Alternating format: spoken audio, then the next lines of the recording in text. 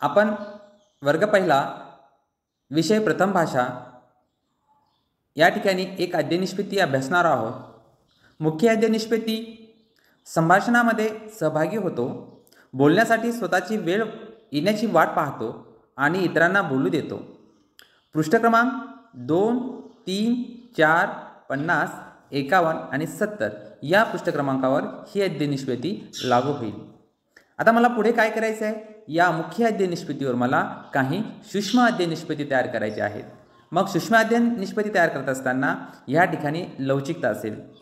आता या ठिकाणी मी काही सूक्ष्म अध्ययनिष्पत्ती बनवलेल्या आहेत। एक, इतरांचे बोलणे शांतपणे ऐकतो। दुसरी, स्वतःची वेळ आल्यावरच बोलतो। तिसरी, संभाषणामध्ये योग्य शब्द वापरतो, जसे की कृपया, धन्यवाद, माफ करा। आणि चौथी सूक्ष्म अध्ययनिष्पत्ती संवादात इतरांच्या मताचा आदर करतो। अशा पद्धतीने मी काही सूक्ष्म अध्ययनिष्पत्ती तयार केल्या। आता मला मुख्य अध्ययनिष्पत्तीवरून काही सूक्ष्म अध्ययनिष्पत्ती बनवल्या आणि मला मुलांना अनुभव द्यायचे आहेत। अनुभव देण्यासाठी मला माझ्याकडे शैक्षणिक साहित्य असणं गरजेचं आहे।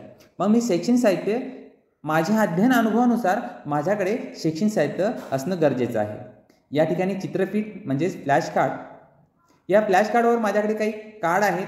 कृपया, धन्यवाद, माफ करा, मला बोलू द्या। त्याचबरोबर चित्रासह संवाद दाखवणारी कार्डसुद्धा मी वापरलेले आहे।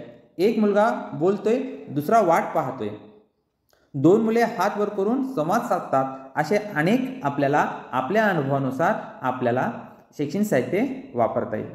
आता मला सूक्ष्म अध्ययनिष्पत्तीनुसार मला अनुभव द्यायचे आहेत। या ठिकाणी सुद्धा अनुभव देत असताना लवचिकता असेल। शिक्षकाने गोष्टीचे वाचन करताना विद्यार्थ्यांना विचारले, तुम्हाला यामधून काय शिकायला मिळाले? प्रत्येकाने आपली वेळ येताच उत्तरे दिली। दुसरा अनुभव कथाकथन या संवाद सत्रामध्ये घेतले गेले, जिथे प्रत्येक विद्यार्थ्याला बोलण्याची संधी दिली।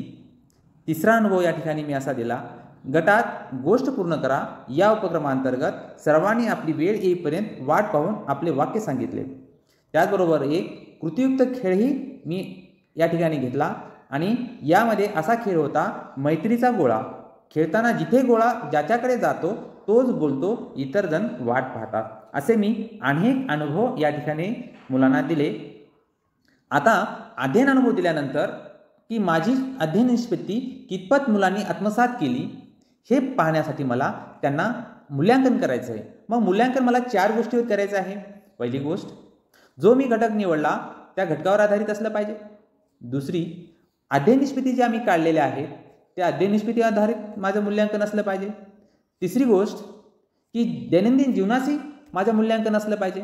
आणि चौथी, स्वतःचं मत व्यक्त करण्यासाठी विद्यार्थ्यांना प्रवृत्त करणे असं माझं मूल्यांकन असलं पाहिजे। या आधारावर मी मूल्यांकन करेल। जसे की जेव्हा एखादी व्यक्ती बोलते तेव्हा आपण काय करायला हवे? दुसरा प्रश्न, सर्वांनी एकत्र बोलल्यास काय होईल? आपण कोणती गोष्ट ऐकताना लक्ष देतो? चौथा प्रश्न, संवाद करताना कोणते सौजन्याचे शब्द वापरले पाहिजे? पाचवा प्रश्न, संभाषणामध्ये सहभागी होण्यासाठी आपण कोणत्या गोष्टी पाहतो? अशा पद्धतीने मी मूल्यांकनासाठी काही प्रश्न विचारलेत। आपण आपल्या अनुभवानुसार प्रश्न मूल्यांकन करू शकता। आणि शेवटचा टप्पा म्हणजे गृहपाठ। गृहपाठ पहिल्या वर्गासाठी की हा मौखिक असतो, थोड्या प्रमाणामध्ये लेखी पण असू शकतो। आता या ठिकाणी मी गृहपाठासाठी या अध्ययनिष्पत्तीनुसार असा गृहपाठ दिला की आई घरी मुलं भावंडाशी संवाद साधा। त्याचबरोबर कोणती एका गोष्टीवर घरच्याशी 2 वाक्ये बोला आणि तुम्ही वेळ आल्यावरच बोला। कृपया, धन्यवाद शब्द वापरून 2 वाक्ये लिहा किंवा बोलून दाखवा। उद्या शाळेत एक गोष्ट सांगायची आहे, तिची तयारी करून ठेवा। त्यानंतर 2 मुलांमधील एक संवाद, छोटासा संवाद घरी लिहा किंवा वाचा। तुला कुठला रंग आवडतो? मला निळा रंग आवडतो। अशा पद्धतीने मी पहिल्या वर्गाची एक अध्ययनिष्पत्ती घेऊन यावर सूक्ष्म अध्ययनिष्पत्ती, शैक्षणिक साहित्य, अध्ययन अनुभव, मूल्यांकनासाठी प्रश्न आणि गृहपाठासाठी प्रश्न काढले। तर आपल्याला हा अनुभव किंवा हे मूल्यांकन आवडलं असेल तर ह्या व्हिडिओला लाईक करा आणि सबस्क्राईब करा, जेणेकरून प्रत्येक वर्गाच्या अध्ययनिष्पत्ती ह्याच चॅनलवर अपलोड होणार आहे। धन्यवाद।